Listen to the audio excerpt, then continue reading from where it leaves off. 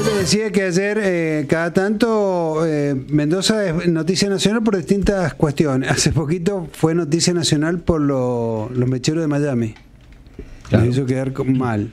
Ayer fue noticia por una cosa muy positiva, porque abrió una ventana, lo hablábamos recién con el referente de la minería, con Guillermo Pensado. La Cámara Minera. Cámara Minera, abrió una puerta al país. Por eso miraba al país lo que ocurría en Mendoza.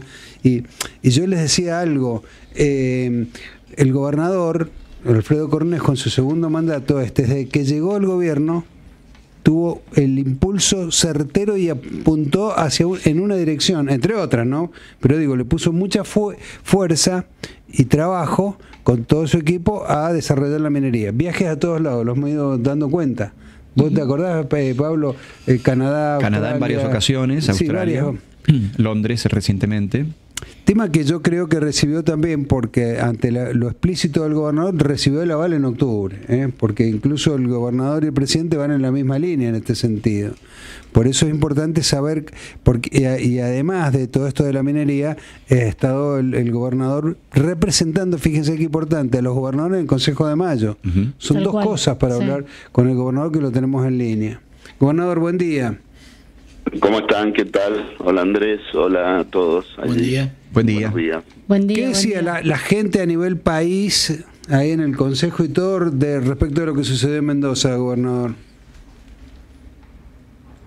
Bueno, primero están todos sorprendidos, bien sorprendidos que Mendoza haya dado este salto, ¿no? Claro. Y en realidad en el mundo también, Mendoza estaba en la lista negra de las inversiones mineras. Claro. Y hemos salido de ellos, hemos dado pruebas certeras, modificando normas, el Código de Procedimiento Minero, aprobando proyectos, declaraciones de impacto ambiental de exploración numerosos en todo el área de Malargüe, y ya hay empresas explorando, mendocinas y extranjeras explorando, buscando cobre, qué cantidad hay en el sur.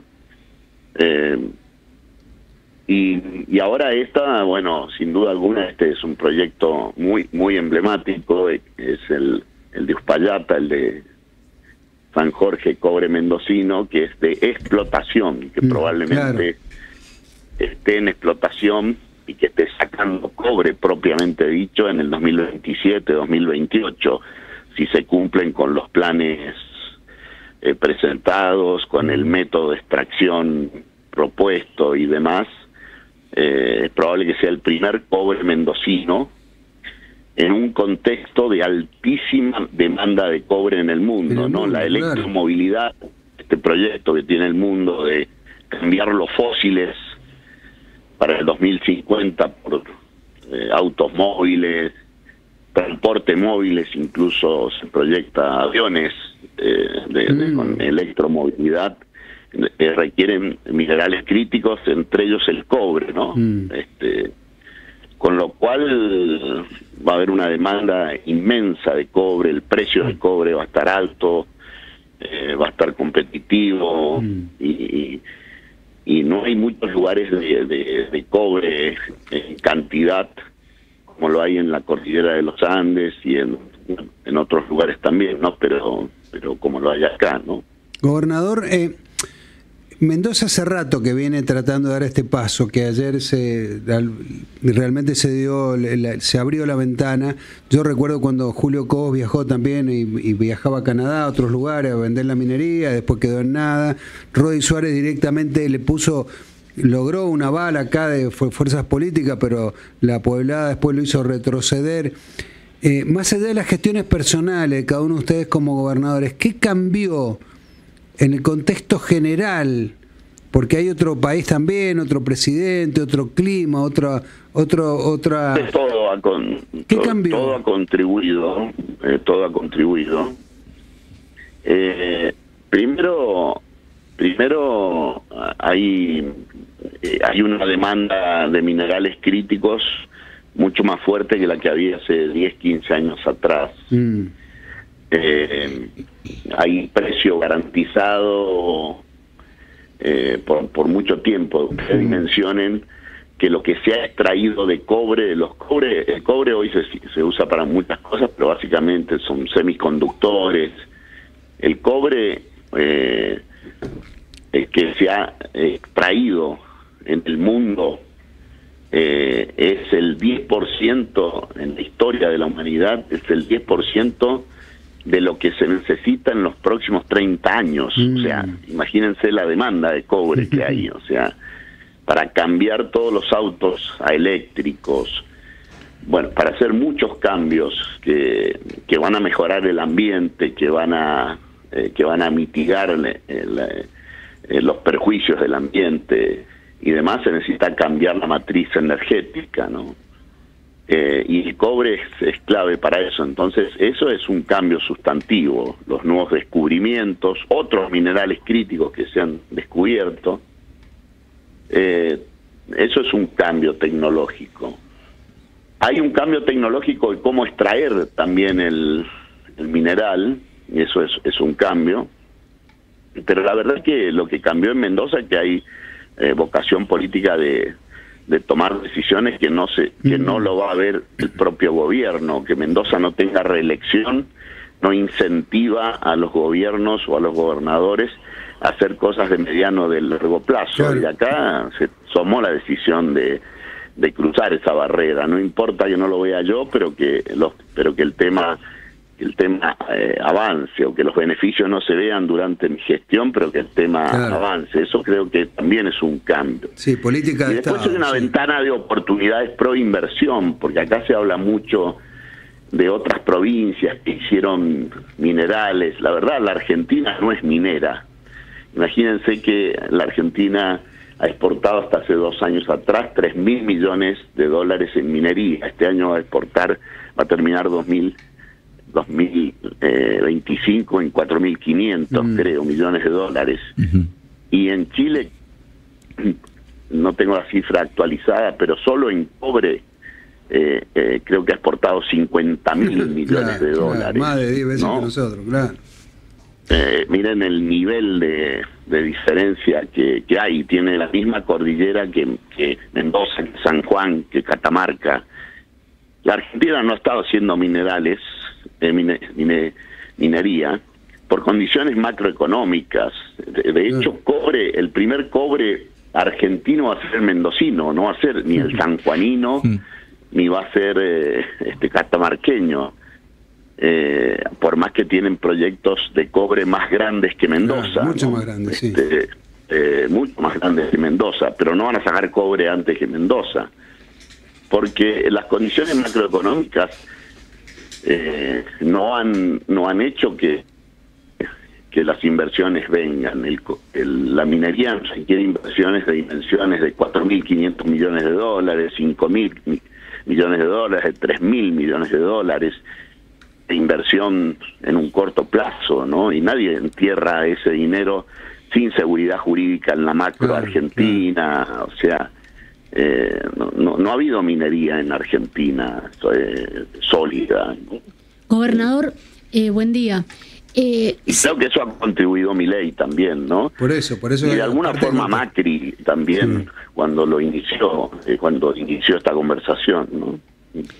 Sí, tenemos que poner, a ver, lo que sucedió ayer en Mendoza en materia de minería, en una línea de tiempo entre los hitos importantes de Mendoza para cambiar la matriz productiva, algo de lo que se ha hablado montones de veces y nunca se ha logrado.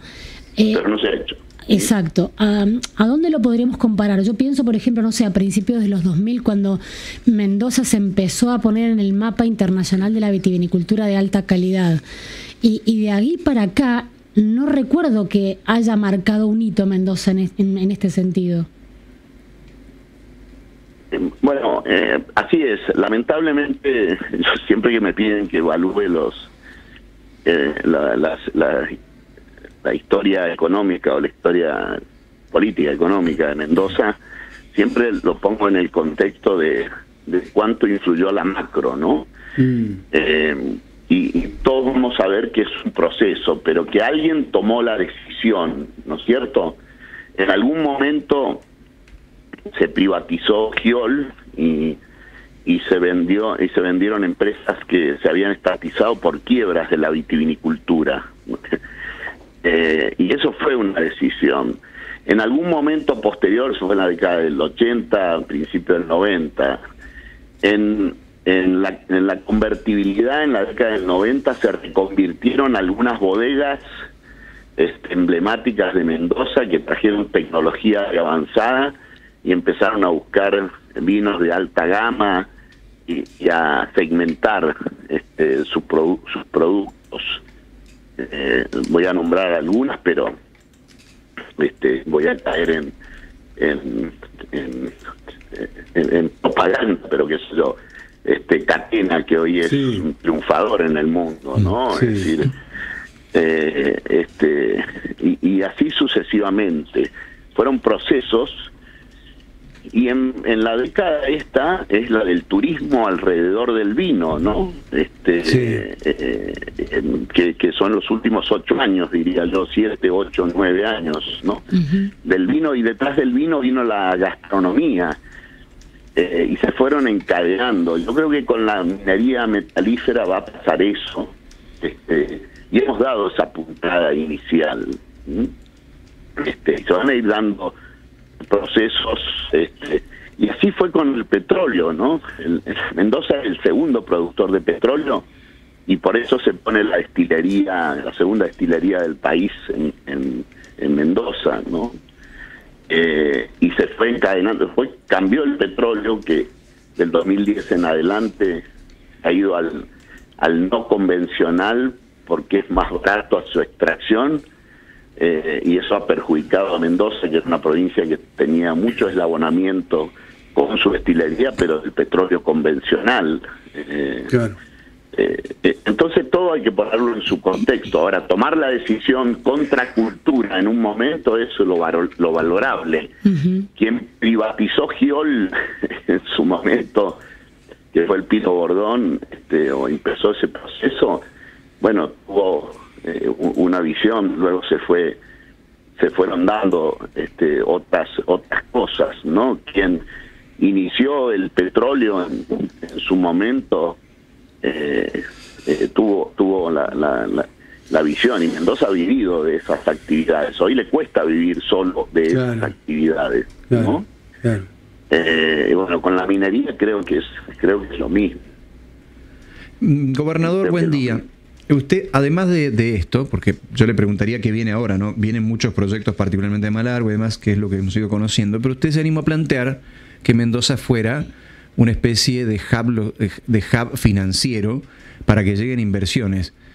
Eso, ¿cómo está? ¿Y cuál es su horizonte? A ver, ¿cómo lo imagina a Mendoza como centro de esa atracción? ¿O cómo podría impactar, digo, al ciudadano común de Mendoza un fenómeno así? Bueno, estas actividades tienen mucha necesidad de financiamiento, ¿no? Y no se extrae cobre o minerales con un crédito, con la tarjeta de crédito, para vulgarizar el ejemplo, ¿no? Se hace con grandes inversiones, y levantar esas inversiones requiere un trabajo de buscar inversores, darle seguridad, darle tranquilidad institucional, previsibilidad. Nosotros nos imaginamos que acá hay capital humano en Mendoza como para hacer ese trabajo y poder hacerlo para otros lugares de la Argentina y del mundo. No depender de las grandes empresas, sino que mendocinos puedan apalancarse en inversores internacionales para explotar también la minería, pymes mendocinas y demás. Y hay un par que están armándose, que tienen permisos, pero que necesitan un apalancamiento financiero. Y nosotros transformarnos en un lugar para eso. Hemos firmado un buen convenio con la Bolsa de Toronto, que es líder en estos temas. Estamos trabajando con la Bolsa de Londres, que son líderes en estos temas, de grandes temas, y con la asistencia de ellos queremos también buscar ese financiamiento, porque eso ayuda a que la riqueza también quede en Mendoza y que empresas mendocinas y empresas argentinas puedan apalancarse financieramente para explotar esos proyectos. Ese es un vector que no se ha trabajado. Acá todo el mundo piensa en ser proveedor de la minería, y está bien, es decir, alquilar sus camiones, sus máquinas, no sé, hasta venderle la vianda a la cantidad inmensa de trabajo que se necesita, vender maquinarias, distribuidores, sí, todo eso está bien, pero también el trabajo financiero que quede en Mendoza, ¿no? Ese también es en lo que estamos trabajando, ¿no? Gobernador, lo cambio brevemente de tema. Ayer estuvo en el Consejo de Mayo, presentan un informe y una serie de bases para los proyectos sobre esos 10 ejes que habían planteado como pacto, y usted agregó el tema educativo. Algunas pistas dio ayer, pero se da en simultáneo el planteo de una garantía de financiamiento para el sistema educativo nacional con este proyecto liberal de educación que plantea el gobierno. ¿Cuántos vasos comunicantes hay ahí? Si lo conoce, ¿de qué se trata? ¿Qué es lo que viene? ¿Y cuánto tomaron de su idea? Bueno, en el Consejo de Mayo se han recibido ideas del gobierno, pero también ideas de la UIA, de la CGT, etcétera, y de las provincias. Adeo García Salazar, nuestro ministro de Educación, ha hecho todo un recorrido en el Consejo Federal de Educación de cómo imaginamos la educación federal. Y ahí hemos hecho al menos tres propuestas de incentivos económicos para la provincia. La Nación no quiere poner ningún tipo de recursos en la educación. Pero sí quiere tener una ley federal de educación, ¿no? Que ponga parámetros para todo el país. Y si bien nosotros estamos de acuerdo en modificar la ley federal y algunas de las cosas que plantea el gobierno, nosotros creemos que debe comprometerse en su financiación con indicadores concretos de rendimiento. La provincia que haga bien sus cosas, que presente todos los números, esté al día cargando los datos de evolución, de rendimiento de sus alumnos, de sus docentes, tiene que tener un premio económico. Y entonces hemos elaborado por lo menos 3 fondos que ya tienen financiamiento, que 2 ya tienen financiamiento y 1 deberían crear un financiamiento, y no desentenderse del tema financiero educativo. Y hay una propensión del gobierno a desprenderse y que las provincias se hagan cargo, pero quiere participar de su sistema, entonces no parece justo. Hoy día la nación no hace nada en educación salvo las universidades, y además las universidades son autónomas, le pone un determinado recurso y nada más.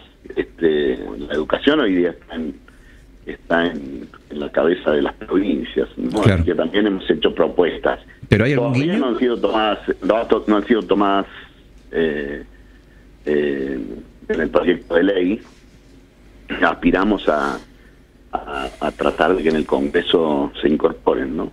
Ahora, decíamos recién, el gobernador hablaba del contexto macro que posibilitó todo esto, y estamos en un contexto macro muy fascinante, porque el país, lo de la minería fue una muestra, pero el país está tratando de abrir un montón de ventanas distintas para ver si Argentina sale del estancamiento.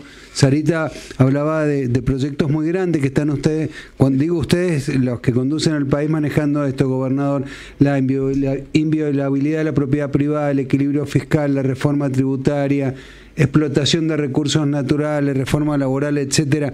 De todo ese paquete, ¿cuál es el centro? ¿Cuál es lo que hoy, por lo menos el gobierno de la Nación, lo que tiene en prioridad? ¿Cuál es el que más le interesa de todos esos proyectos? Bueno, yo creo que los que tienen mayor demanda y urgencia son los que tienen que ver con la economía, ¿no?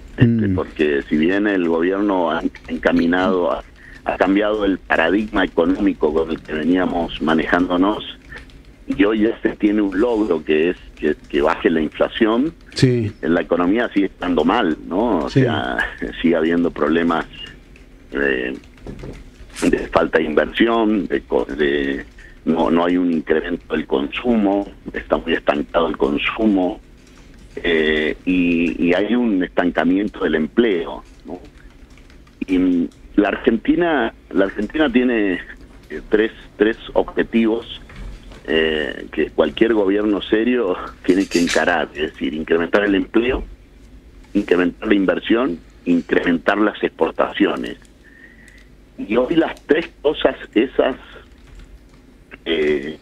están estancadas, con lo cual toda la legislación tiene que apuntar a mejorar esas tres cosas. Y entonces hay que aplicar políticas al respecto, y la verdad que son las impositivas las que impactan, ¿no? Hay muchos impuestos sobre el trabajo y queremos tener más trabajo, hay que sacar impuestos del trabajo. Queremos exportar y hay impuestos y trabas a las exportaciones, hay que ir disminuyendo esos impuestos a las exportaciones y esas trabas, y queremos que haya mayor inversión, y la verdad que no se alienta mucho la inversión.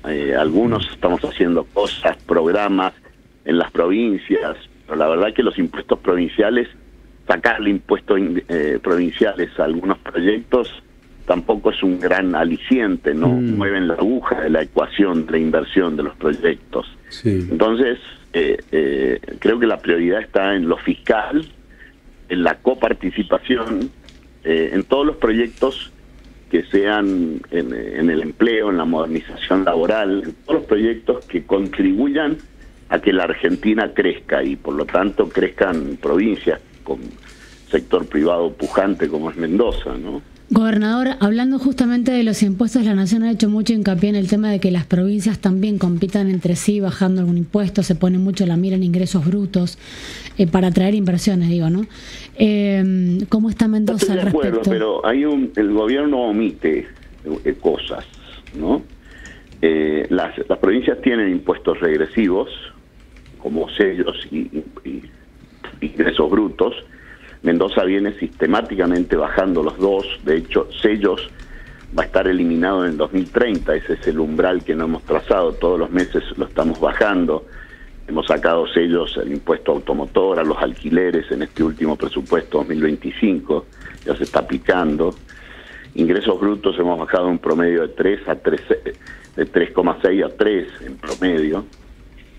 Ahora, la Nación tiene un montón de impuestos distorsivos que no coparticipa y que son tan dañinos como ingresos brutos, como el impuesto al cheque, o vulgarmente llamado impuesto al cheque, pero es al débito y créditos bancarios. Cada vez que usas la tarjeta por cualquier cosa, PIN, hay un impuesto. El impuesto a los combustibles, que cada vez que cargas un combustible, clean caja para la Nación.